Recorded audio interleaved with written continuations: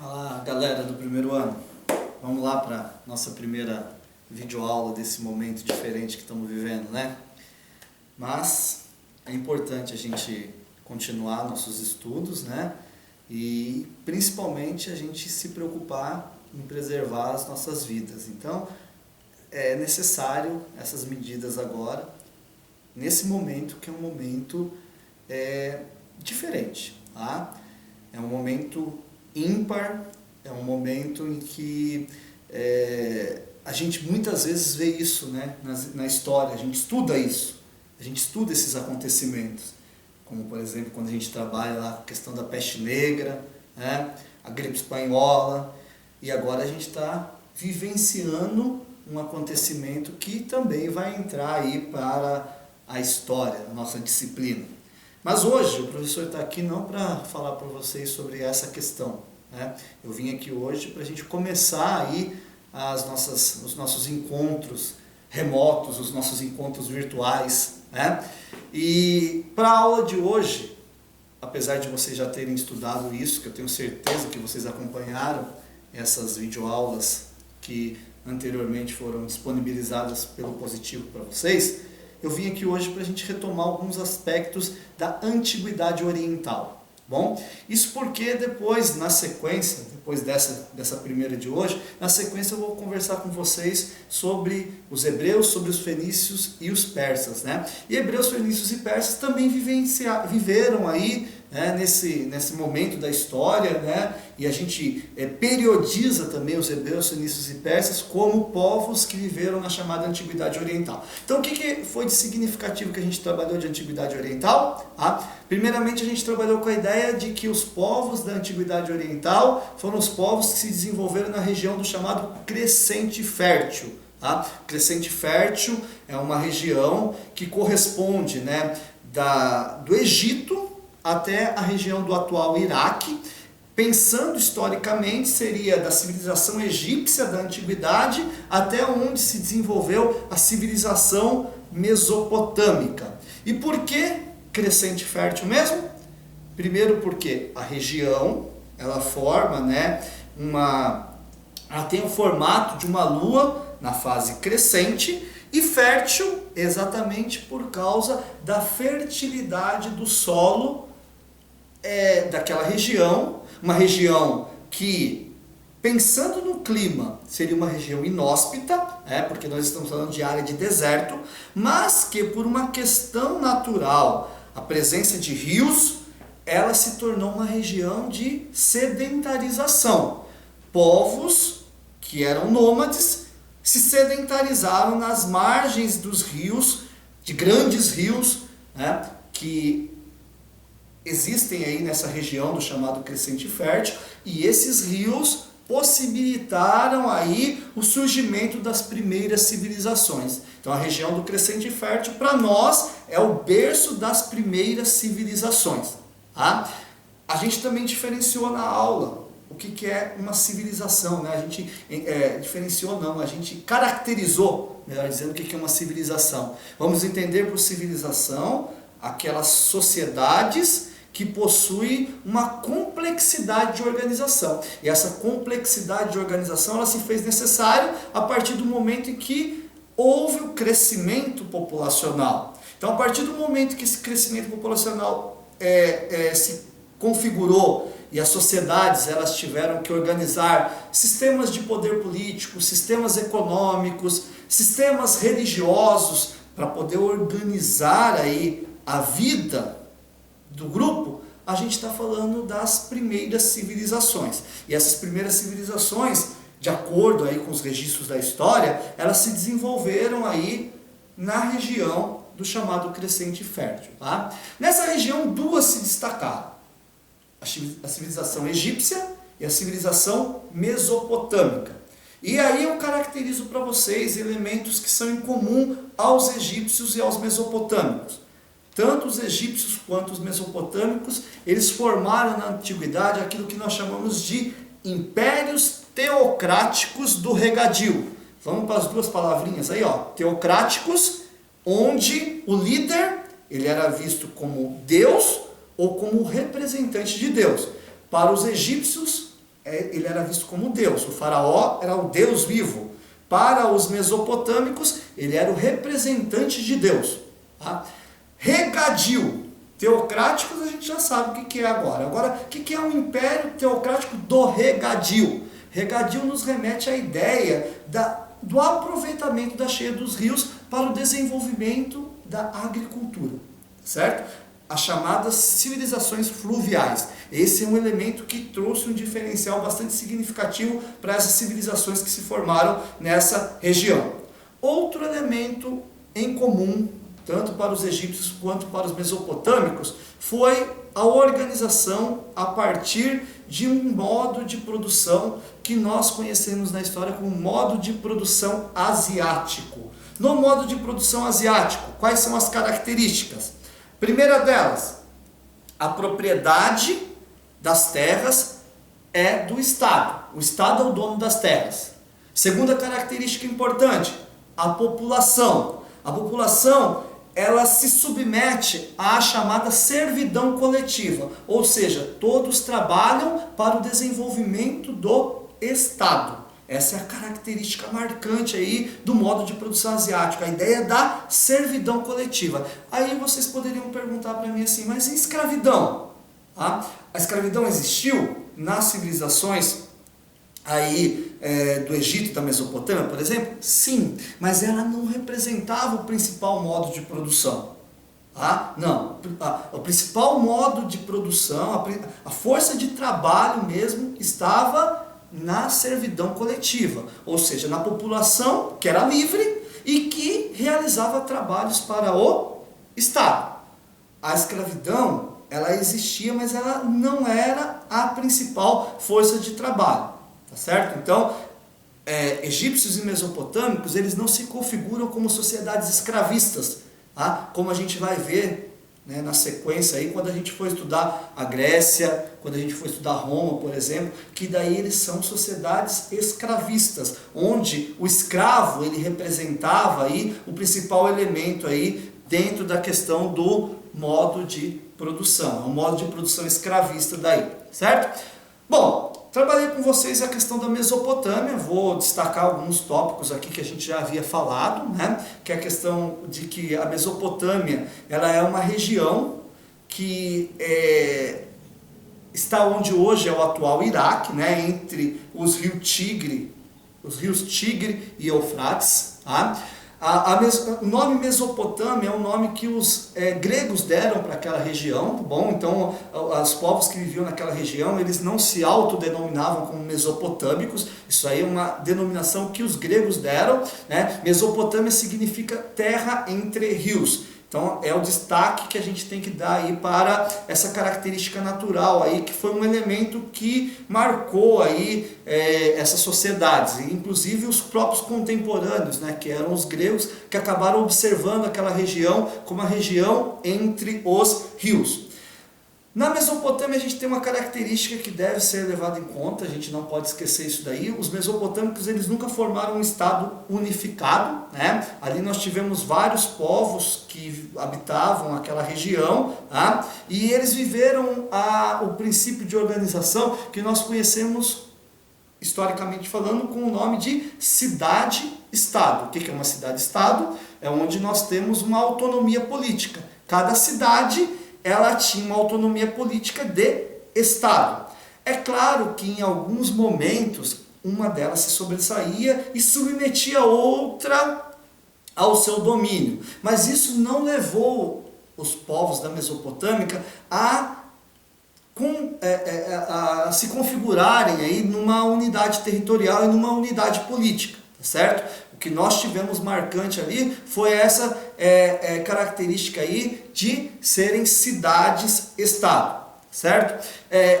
Quais povos que a gente teve ali nessa região aí da Mesopotâmia? Tá? Eu destaquei para vocês os sumerianos, os acadianos, os amoritas, os assírios, né, os caldeus, né, esses povos aí que foram os que tiveram mais relevância ali nessa região aí da Mesopotâmia. Tá? Bom, a economia da Mesopotâmia, ela tinha como base principal a agricultura, Isso aí já é um elemento que marcou até mesmo o processo de sedentarização, a busca ali dos rios, né, para o desenvolvimento da agricultura, só que além disso o comércio, o artesanato também eram bem desenvolvidos, certo?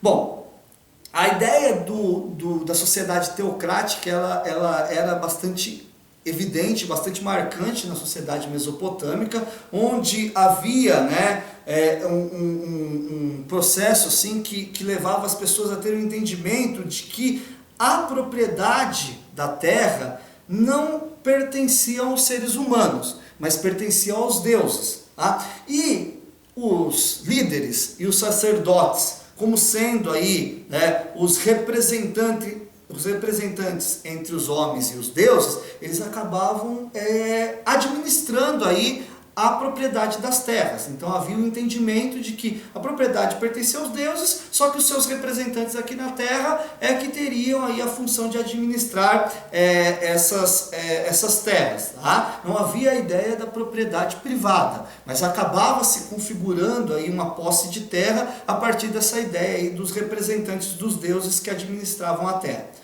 Característica marcante da Mesopotâmia, no aspecto religioso. Os mesopotâmicos eles eram politeístas, tá?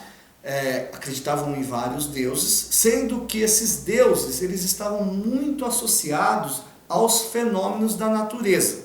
Tá? Então os elementos da natureza eram os elementos que representavam as divindades para os mesopotâmicos.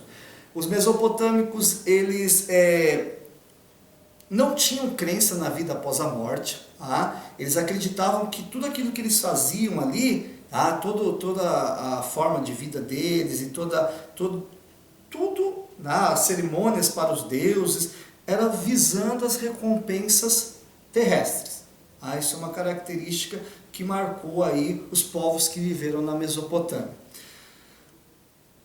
Elemento cultural dos mesopotâmicos. Qual foi a grande contribuição cultural dos mesopotâmicos na história da antiguidade e na história da humanidade? Tá? Os mesopotâmicos eles contribuíram muito no que se refere ao desenvolvimento do conhecimento astronômico e basicamente, né, todos os elementos de cultura que a gente vê dos mesopotâmicos e as contribuições culturais que os mesopotâmicos tiveram estiveram ligadas aí a questão da religiosidade deles, tá? Então, por exemplo, que nem eu disse aqui, eles contribuíram muito para o desenvolvimento do conhecimento astronômico. Isso porque os astros, né, eram para eles divindades, certo? Contribuíram bastante aí, por exemplo, no conhecimento da matemática, tá? O domínio de conhecimento da matemática. Esse domínio de conhecimento da matemática veio por quê? Para a construção dos templos religiosos, né? Os mesopotâmicos tinham lá os zigurates, que eram os templos religiosos que eles construíam aí, e isso possibilitou aí, né, o desenvolvimento do conhecimento da matemática. E por fim, dos mesopotâmicos, que o professor havia destacado para vocês nas aulas anteriores que nós tivemos, eu destaquei para vocês que as maiores contribuições dos mesopotâmicos foi a escrita, né, o desenvolvimento de um sistema de escrita. Os sumérios, né, eles desenvolveram a escrita cuneiforme, que foi o primeiro sistema de escrita desenvolvido pelas civilizações da antiguidade, né? O primeiro sistema de escrita que nós temos conhecimento do seu desenvolvimento, e também, né, em decorrência disso, os mesopotâmicos também contribuíram com o primeiro código de leis escrito que nós temos conhecimento na história da humanidade, o Código de Hammurabi, baseado num princípio de lei que já fazia parte dos povos da Mesopotâmica, né? O princípio da lei do talião, olho por olho, dente por dente, que posteriormente, né, com o desenvolvimento da escrita cuneiforme, eles transformaram isso num código de leis escrita, que é o primeiro sistema que nós temos conhecimento na história da humanidade. Tá? Bom, sobre o Egito, tá? Para a gente caminhar para esse momento aí final dessa primeira aula nossa. Os egípcios, eles se estabeleceram numa região do nordeste da África, tá? Onde nós temos ali um elemento natural que proporcionou ali a fixação de povos naquela região, que é a presença de um rio conhecido como o Rio Nilo. Tá? O Egito, ou os egípcios da antiguidade, eles acabaram historicamente se desenvolvendo numa região onde eles estavam bastante isolados, de certa forma, tá? Com elementos ali que a gente pode considerar de defesas naturais aí ao processo aí de contato com outros povos. O que seriam essas defesas naturais, né? O deserto, que engloba toda essa região aí do nordeste da África, né? Estamos nos referindo aí ao deserto do Saara, tá? O mar Mediterrâneo ao norte também era um elemento que proporcionava aí um certo isolamento para os egípcios, e o Mar Vermelho. Então, a presença desses elementos naturais aí trouxeram uma defesa para os egípcios que justificam, por exemplo, para nós, o porquê que essa civilização ela teve uma longevidade na antiguidade. Tá? Essa longevidade vem dessas defesas naturais que dificultavam o processo de invasão do território egípcio. Tá? Só que, consequentemente, eles também tiveram um isolamento cultural. A gente não encontra modificações significativas na evolução cultural dos egípcios na antiguidade. Isso em decorrência do pouco contato que eles tiveram com outros povos, em decorrência aí dessa situação do posicionamento geográfico dos egípcios. Tá? A formação do Egito, ela se dá a partir de um processo de sedentarização de povos ali às margens do rio Nilo, de acordo com a ideia de sedentarização que nós conhecemos aí do período da pré-história. Esses povos se estabeleceram às margens do rio Nilo e, em decorrência de necessidades de defesa, de sobrevivência, esses agrupamentos eles foram se unindo. Então, quando a gente olha para esse processo aí de surgimento do Egito Antigo, a gente vai ver que, primeiramente, nós tivemos as comunidades primitivas, os gens. Esses gens, por questões de natureza, de sobrevivência, eles foram se unindo e formaram os nomos. Posteriormente, os nomos se uniram novamente e formaram dois reinos, o reino do Alto e do Baixo Egito. Aqui um destaque para vocês. Essa nomenclatura Alto e Baixo Egito se dá em relação à própria questão geográfica do rio Nilo. Eu falo do Alto Egito quando eu estou falando das áreas que estão mais distantes da foz do rio. Quando eu falo do Baixo Egito, eu estou falando das áreas que estão mais próximas da foz do rio. E posteriormente, a unificação dos dois reinos deu origem a um império, o Império Egípcio da Antiguidade, que se configurou por volta de 3200 a.C., quando o Menés ele se tornou o faraó do Egito unificado, o primeiro faraó do Egito unificado. Tá? A história do Egito Antigo, ela compreende aí, por uma questão de estudo, uma questão cronológica, nós temos ali 3 momentos distintos, O Antigo Império, que vai de 3200 a 2300 a.C., o Médio Império de 2000 a.C. a 1580 a.C., e o Novo Império, que vai de 1580 a.C. até 517 a.C., que é quando os egípcios eles caem, primeiramente sob a dominação dos persas e posteriormente dominados por outros povos, e só vão conseguir a sua independência no século XX da nossa época. Tá? Então isso daí são os elementos que configuram aí a história cronológica do Egito. Tá? Os egípcios eles também tiveram como base econômica a agricultura, tal como os mesopotâmicos. A agricultura foi o elemento mais significativo de desenvolvimento econômico dos egípcios. Também se organizaram a partir do sistema de servidão coletiva. Aqui vale até para a gente pensar um pouquinho lá sobre a construção das pirâmides. Muitas vezes as pessoas ficam, nossa, as pirâmides, como que foram construídas? Se utilizaram milhares de escravos. Tem gente até que vem com a ideia de alienígena. Nada disso, nós sabemos, a história já nos colocou a par disso daí, que as pirâmides ou as grandes construções faraônicas que os egípcios tiveram na antiguidade, foram todas elas desenvolvidas a partir do trabalho da população, através do sistema chamado servidão coletiva, que é o elemento aí que deu aí base de produção para os egípcios na antiguidade. A sociedade egípcia era uma sociedade estamental, onde a sua posição social era determinada pelo seu nascimento.